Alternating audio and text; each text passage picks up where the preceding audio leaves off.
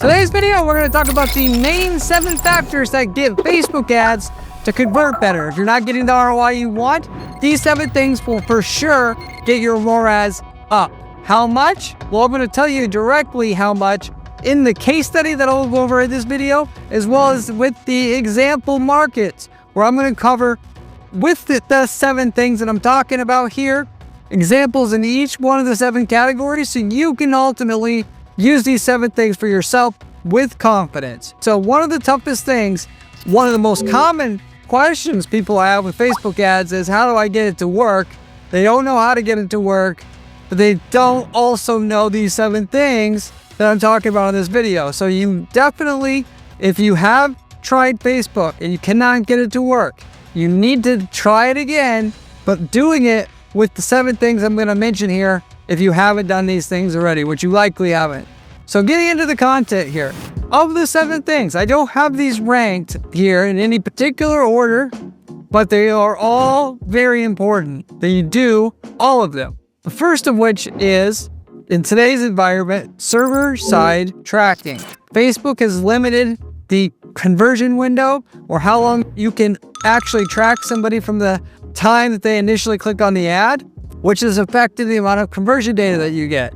To offset this loss that they put on us now, you need to have server-side tracking set up, because you'll get about 20% more conversion data tracked through server-side tracking through typical client-side tracking, through CAPI, and I won't go into the details on how to set this up on a technical basis here, but just know 20% more data through server-side tracking, which doesn't sound like a big deal, or people like to slough it off.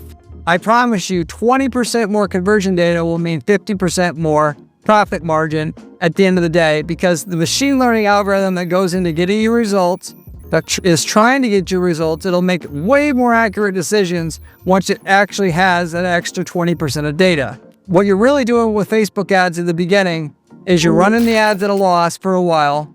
Not every market, but a good half or more markets, particularly e-commerce, but also lead gen. And you're just simply gathering data at the beginning that tells the algorithm what's working and what's not. And the return you get today is not the return you're going to get tomorrow. And the return will get progressively better. Of course, doing all the things that I mentioned here, but in general, when you're feeding in the right amount of data, you'll get more results, and more results sooner, the better the data that you're feeding in is. So server-side tracking. Number 2, injecting lifetime value conversion data into your conversion data stream. So going along with what I just said about conversion tracking data, a lot of people don't understand how to take the opportunity of Facebook ads and make it work on their behalf. What you really want to do, and I'm going to make a separate video on this exact topic.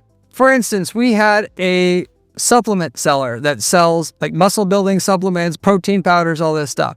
What I did for this company, we broke down what the lifetime value of a customer is, specifically not by channel, which some people would do to identify which channels are working the best in a market like that relies a lot on repeat business, but what is the lifetime value of a customer who buys each category of item itself? In other words, when somebody buys protein powder, it doesn't matter the protein powder that we sell, but any one of them, what's the average lifetime value we could expect from that protein powder customer versus somebody who buys vitamins from us? By the way, in that market, that's a huge, huge difference there in the lifetime value of a customer. Somebody who buys protein powder from you once is very likely to buy it from you again, and your average customer is going to buy 2 to 3 times, which in most e-commerce, you're lucky to get an average of 30% repurchase rate. So your lifetime value of a customer who buys the protein powder is 2.5 times higher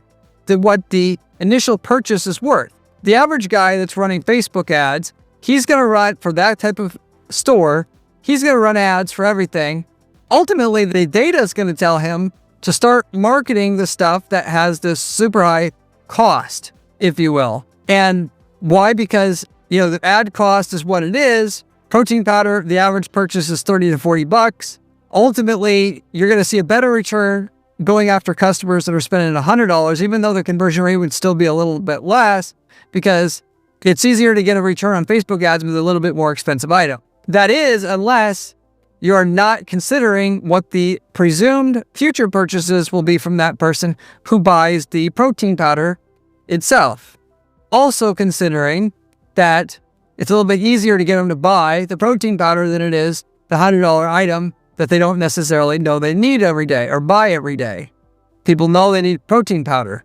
They don't know they need test boost pills, or they don't know they need branched chain amino acids and some of these more fringier items necessarily, even though those are heavily bought. Again, bottom line, this doesn't apply to obviously all businesses, but you got to be able to, for e-commerce here, you got to be able to identify when you get a customer, which customers are worth the most, and then promote the items that lead to the largest lifetime value of a customer, because that will make a huge impact on what you're ever making from Facebook ads, and likely even just get it to work in general.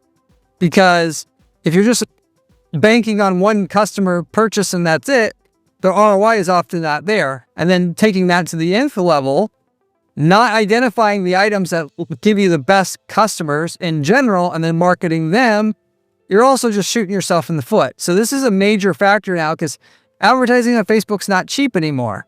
You got to be able to value the customer for what they're worth over their lifespan, mathematically figure what that is out.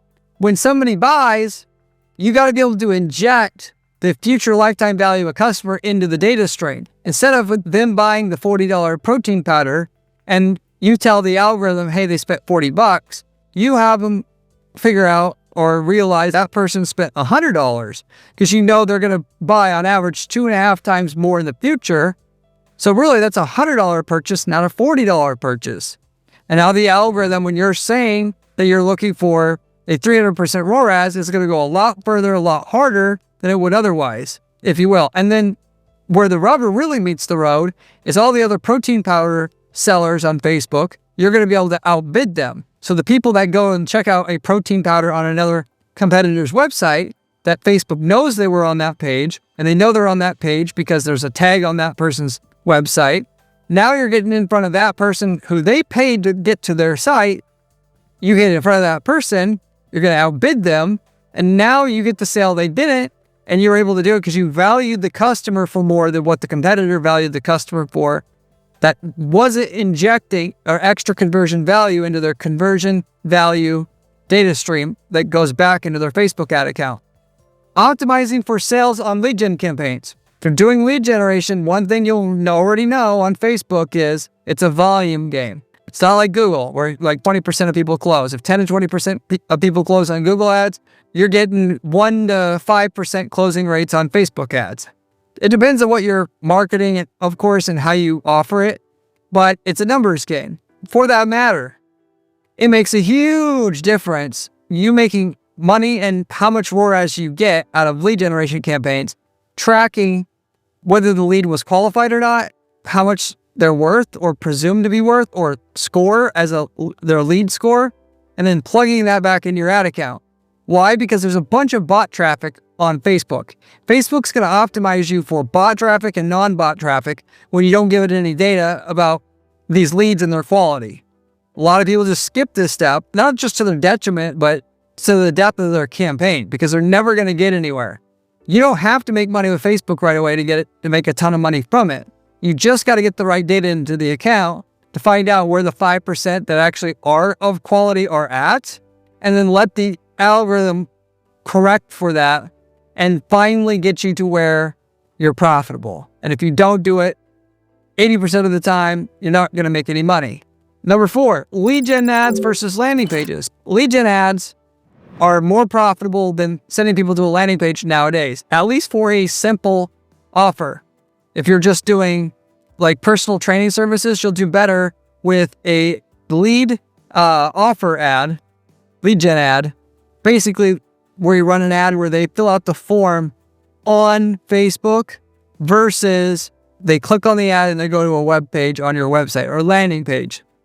The reason for that is because people trust forums on Facebook more than they do on a website they've never seen or heard about or knew about before.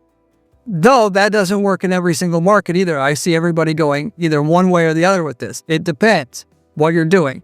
If you are selling something more complicated, If you're doing kitchen remodeling services, just asking them to fill out a form on Facebook is not the way to go. Why? Because people aren't going to want a quote from a company they don't know too much about. They want to see all your before and after photos, do some investigation, mainly that. And that's why you're going to drive them to a full-on landing page or sales page on your website. And then that's going to work better than your Facebook lead ad. Depending on how much information the user needs, you either don't send them to a landing page or you do. One or the other will be the difference between 200% ROAS and a 500% ROAS in most markets. It makes that big of a difference. So you got to find the one that's going to work for your market. Ad variety. Facebook, unlike, let's say Google, if you're doing that, you can't just run the same ads forever. Like once you find a winning ad, you're not like, okay, my work's done here. My campaigns are just going to keep churning out profit forever. You may know this already, but a lot of people still don't, which is why I bring it up. You got to constantly be coming out with new ad copy, which it's exhausting because coming out with new ways to advertise to a certain market that you know is profitable, it's very hard to keep coming out with creative ideas.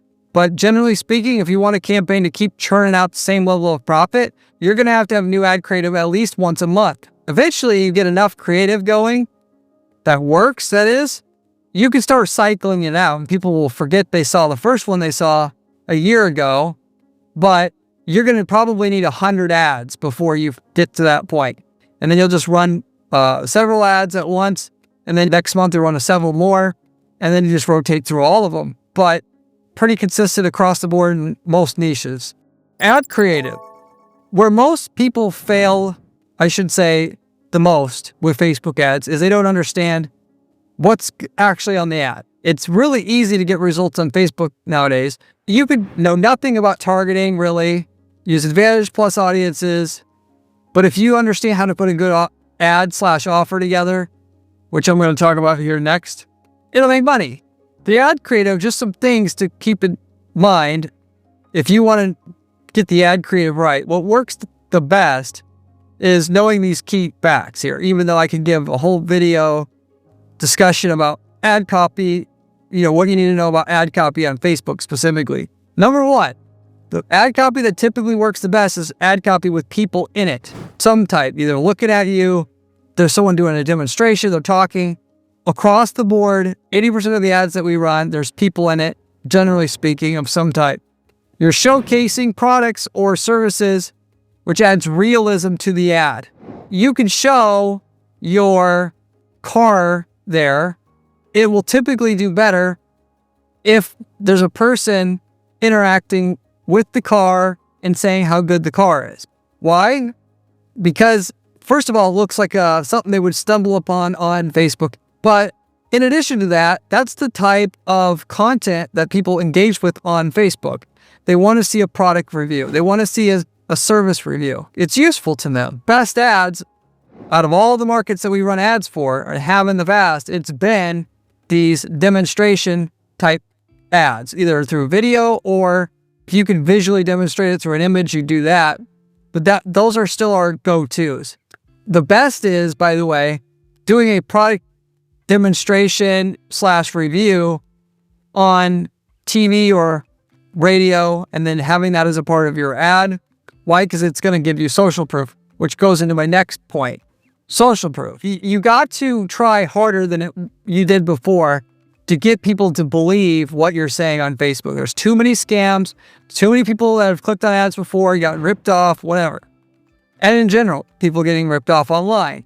You do your demonstration ad where you demonstrate that Kleenex box holder. How do I know this isn't a cheap piece of garbage from China that's going to break on me or isn't worth the money or whatever? Generally speaking, our best go-to there is our Trustpilot reviews are X. Or we've got XYZ award from some sort of authority that they would recognize by name. Or if not, put a picture of a trophy there or something like that. That's our best ads that we have, basically. It's a combination of that plus the demonstration. Why? Because it looks interesting to the user, it's useful to the user, and we get trust from the user to believe in what we're saying. It's a great way to package up an ad that will work really well. And is able to qualify that user quickly as to why they should buy our product or service. Now, sometimes you're not going to get by with just one ad, and then you have to go to a two-step funnel where, like when we sold gaming PCs, we would have one video ad that's just reviewing this gaming PC, and then we have other ads that show up later on that just markets the PC itself. And the initial product review is really just saying, hey, I was playing XYZ game, it's getting lags. I switched, I upgraded this PC, no more lags.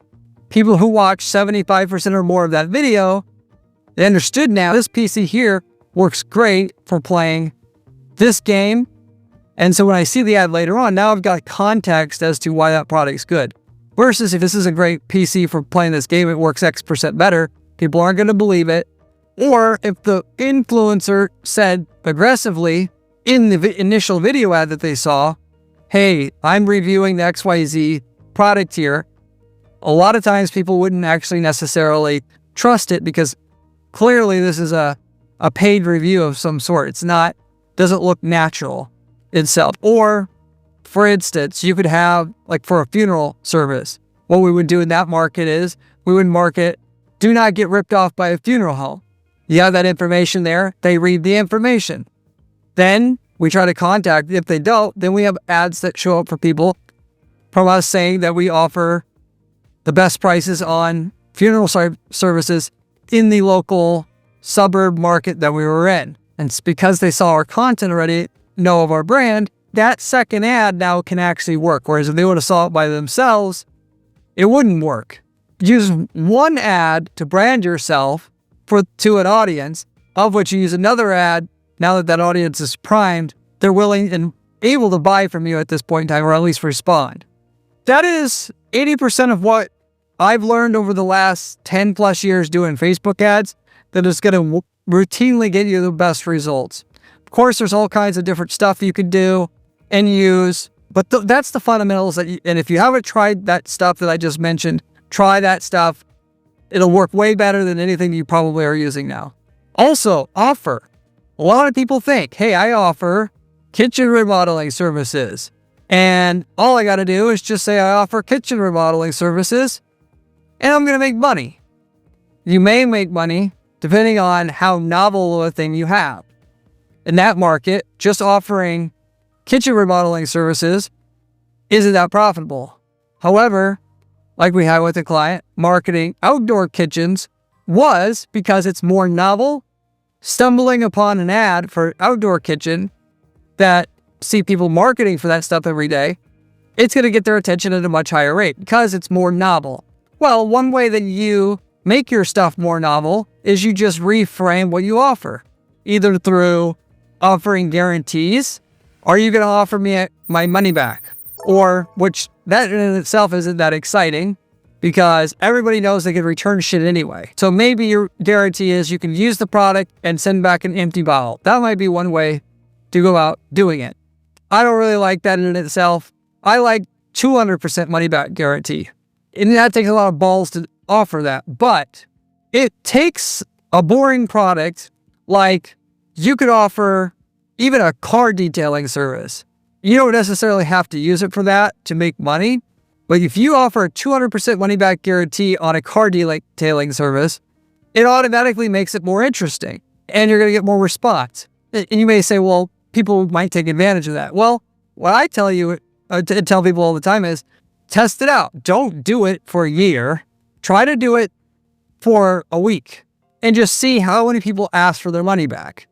And if it's under a certain percentage, which I guarantee in most markets, it's going to be less than 10% of people asking for double their money back. It depends on what it is. But then you know you got a great way to increase your profitability of your Facebook campaign.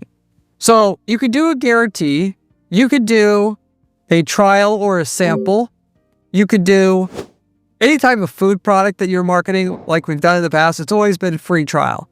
They got the free trial where the magic comes in is finding out the exact demographic of buyer who buys chocolate and they're chocoholics to offer them a free sample of our chocolate. And that's where the money's made. Because if you offer a free sample to anybody or everybody, there's no money there because they're not going to be buying chocolate again from us because they normally don't buy it all the time. But if you can drill your ads into that exact buyer, offering it for free is clearly the way to go because your response rates are much, much higher. What we've done in the mortgage space, we've told people before, we identified what people care about, which is they want the lowest rate on their mortgage possible if they're going to refinance their mortgage. So we would say, we guarantee you the lowest interest rate on your mortgage, or we'll give you a $50 Outback Steakhouse gift card. That in itself made our mortgage brokering service extremely exciting. It's the same fundamental service, but just repackaged.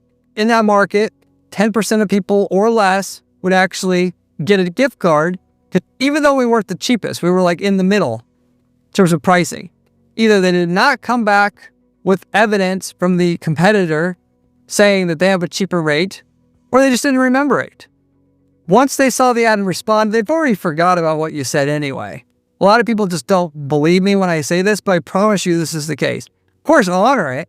What you're really looking for is a hack that's going to get your click-through rates up so that your cost per click goes down, so that your ROAS comes up. Bottom line at the end of the day. And anything that can do that, you just got to weigh the cost of doing it. And if it's less than the reduction in cost per click you get, then you do it. It's really that simple. A lot of people, you can't be emotional about marketing. You just have to be pragmatic. What does it produce? What does it cost? That is it. You could do a discount. We do discounts very often. We've sold mattresses online, the ones that you get shipped out in the mail.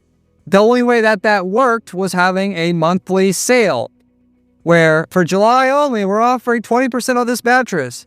For August only, 20% off on this mattress. And then we'd have a revolving sale ad that when you clicked on the ad, you went to the website, the top part of the website had something that said about that sale that was only going to be on for so many days. And then that's what we did to make the campaign work, ultimately.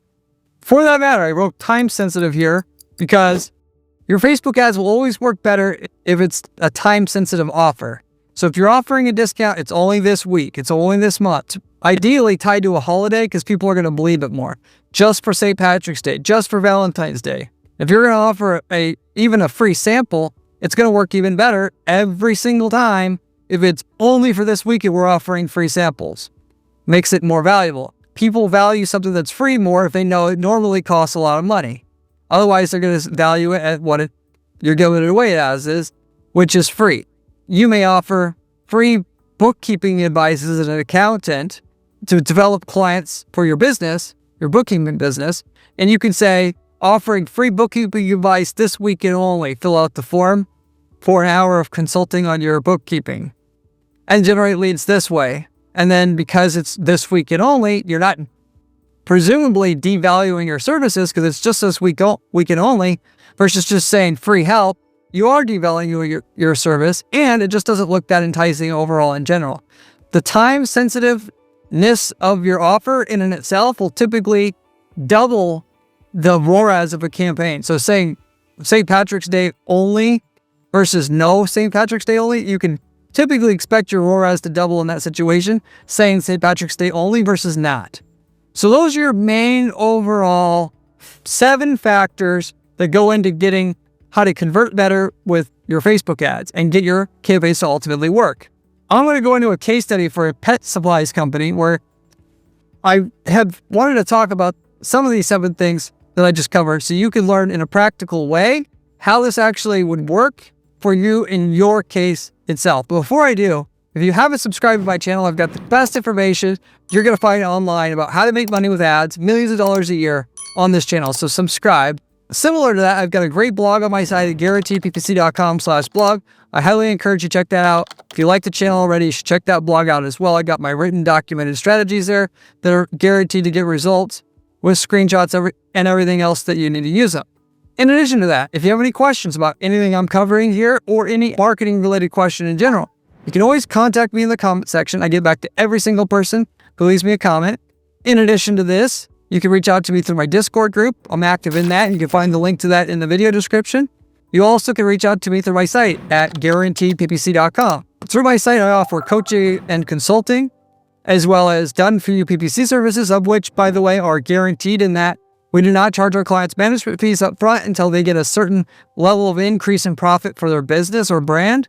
We also offer ad templates as of late, in that we've worked in hundreds of niche markets over the last decade plus at guaranteed PPC, of which, if you are in a market that we've been in already, in another city or country that's not a conflict with our client, we will sell you the winning ads and landing pages that work for your market, of which we can tell you the results you're going to get with it up front because we're in the market already, and you'll just buy it from us for a one-time cost.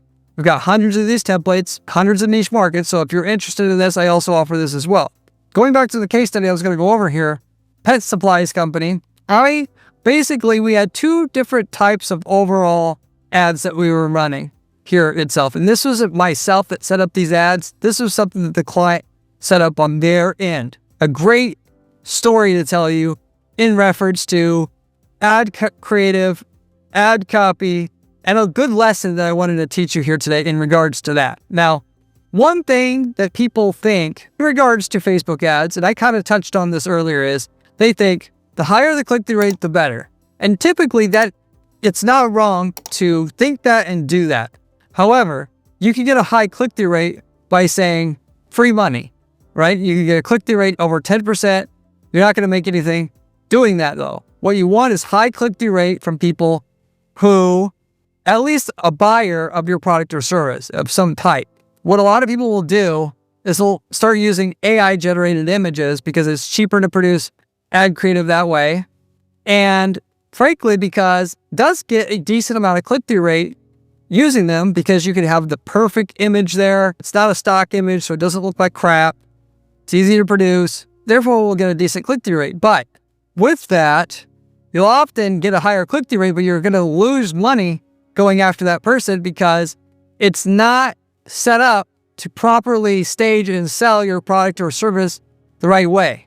You're going to get higher click-through rates from people that are not as qualified as a buyer. You're not going to make more money at the end of the day. For this pet supplies company, they had AI generated photos.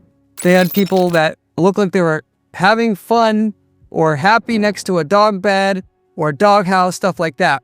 The click-through rate on the ad was really great, 2.7%, of which, though, the ROAS on this campaign was 644% that we were getting from this AI generated image campaign. So not bad, I would say, but certainly not as good as our campaign that had ads that had real customer photos on it. We're really, in other words, really staging the product. Also showing what our Trustpilot reviews were on those products. So we would have essentially image ad, dog bed here, essentially. We have a person here, as I mentioned before, you want people on your ads typically next to the dog bed, and then there's a thing there that says we got 5 stars out of 5 in terms of Trustpilot reviews on that item. That's a really good ad that you can run. Why? Because it looks interesting to the user. The user, even if they don't want to buy a dog bed, they got value out of just seeing it because there's a happy person there. You're showing them an item that they haven't seen before and that people like. And now the question is whether they like it enough that they'd like to click through themselves. So you got their attention. There's something called in the ad copywriting space, AIDA, or AIDA, attention, interest, desire, action. First thing you always got to do to get an ad clicked on and to get a user to buy is get their attention. And if your ad is boring, not going to get their attention, they're not going to read what you have to say anyway. An ad with a happy person on there and an item that looks like it's a real customer photo, it's not overly polished, it's not corporate looking, that's going to get their attention because they're on Facebook to see that type of content anyway, from their friends, whatever. And therefore, there's inherent value in it. And therefore, you got their attention. And now because you got their attention, they'll actually consider your product. Whereas if you didn't do that, they wouldn't have considered it, even though the same product is on the ad anyway at the end of the day. Our click-through rate on those ads like this was only 1.9% on average, which is way less than the AI-generated photos. But the ROAS, though, was much higher. 809% on average versus the 644 before, which shows that click-through rate isn't always the bee's knees. It's not everything. You want higher click-through rate when it's going to get a qualified user to click through. This AI-generated image looked interesting to the user and piqued their curiosity enough to click on it, but it didn't get the person in the right mindset when they got to the website that they'd be willing to really take what we have for sale there seriously. Seeing a customer photo and somebody genuinely happy that they got this dog bed makes the person in the right frame of mind when they get to the website that they want to buy. Seeing some crazy looking AI image of somebody happy that's clearly fake next to a dog bed isn't going to give them that warm, fuzzy feeling inside that, hey, this is a really legit dog bed at the end of the day. Now, will AI get eventually better to the point where you can't distinguish it from a real photograph? Yes, it will. For now, we're not there. But even then, to the point where, good AI content is all about prompts and being able to prompt well. I'm typically going to want to get 100 customer photos from our customers and then pick the one perfect one for my ad, because that's what's going to get the great results. You need the perfect reaction, perfect lighting, and everything. But that's typically what's going to get the best results with your ads, because that looks natural and that looks real and that looks believable. A lot of people don't want to do this though, because it's hard to ask customers for pictures, and they drive their heels into the damn ground, kicking and screaming, saying they don't want to do it. They just want to use a free image online. It's really tough to make money with some bullshit images or some bullshit videos. It's hard enough to make money when you're very intentional about how that video or image is looking, but extremely hard when you're just using stock photos or whatever the hell. So stay the hell away from that if you are serious about making this work. Anyway, I wanted to give you that case study as an example of what you do want to do versus not. How do you take what you have, make it look interesting, but in a way that'll actually get the person to believe and trust in your company more than what they started out with. Any way you can do that, the more money you will make. And then tying that together with better, superior conversion tracking methods and better landing pages in some occasions, you're going to make, whereas if you may have only a 50% ROAS on a campaign today, you do all the stuff I talked about, you can easily get it up to a 500% ROAS just implementing these basics that I've learned over the last decade doing Facebook ads for our clients on at least 100 different clients over the last decade plus now, and you can do it for yourself. So hopefully that made sense to you. I'll see you on the next one. If you want to see another video, click here. It is one of my best ones.